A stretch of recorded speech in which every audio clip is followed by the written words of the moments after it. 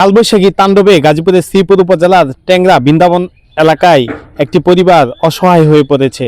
থাকতে পারছে না ঘরে। তিনি খোলা আকাশের নিচে দিনে থাকেন পরিবার পরিজন নিয়ে, রাতের বেলা আরেকজনের বাড়িতে আশ্রয় নিচ্ছেন। এখন আপনাদেরকে যেটা দেখাচ্ছি এটি হচ্ছে তার ঘর এবং আসবাবপত্র বলতে কিছুই নেই। এই অসহায় দিনমজুর আলতাফ উদ্দিন তিনি তার শ্বশুর বাড়ির একটি জায়গাতে একটি ছাপরা ঘর নির্মাণ করে দীর্ঘদিন যাবৎ এই ঘরে বসবাস করছিলেন। কিন্তু হঠাৎ করে এই বৈশাখী ঝড়ের তাণ্ডবে তার সহায় সম্বল আসবাবপত্র যা ছিল সব কিছুই নষ্ট হয়ে গেছে। অপরদিকে যে বিদ্যুৎ সংযোগ তার বিচ্ছিন্ন হয়ে গিয়েছে।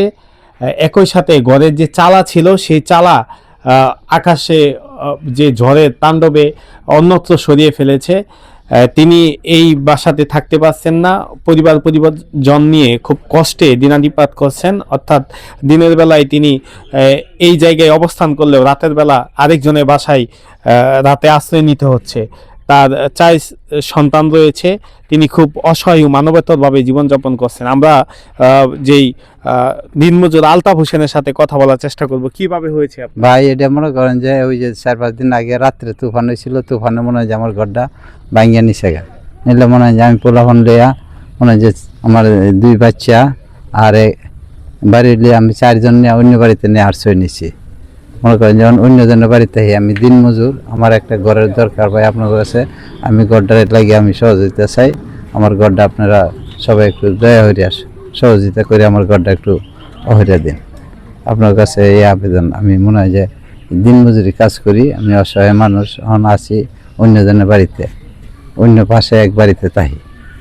উনি কিছুক্ষণ পূর্বে যেমনটা জানিয়েছিলেন যে 500 টাকা হাজিরায় কখনো কাজ করতে পারেন, কখনো কাজ করতে পারেন না। একদিকে যেমন বয়স হয়েছে, অপরদিকে মানে গায়ের ঝুড়ো কমে গেছে। এখন উনি যে এই নতুন করে যে ঘরটা সংস্কার করবে সেই পরিমাণ টাকা তার নেই। অর্থাৎ এই জন্যই তিনি অন্যের বাড়িতে আশ্রয় নিয়েছেন।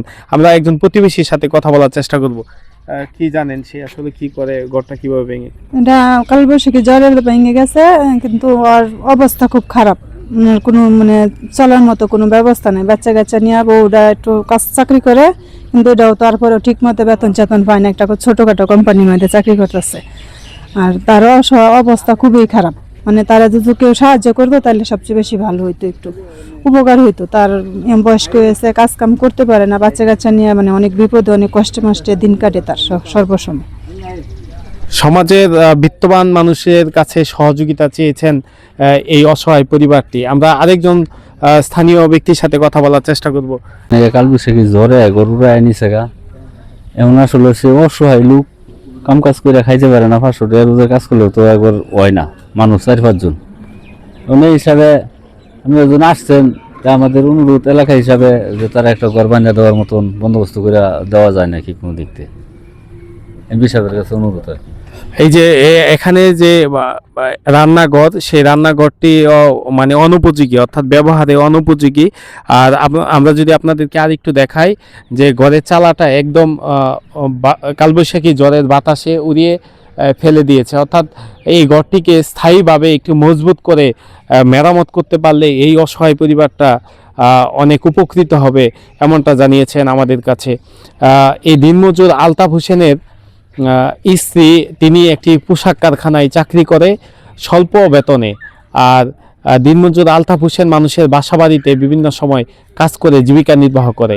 এদিকে তার 4 সন্তান রয়েছে, তাদেরকে ভরণ পোষণ করতে, লেখাপড়া করাতে তার হিমশিম খেতে হচ্ছে।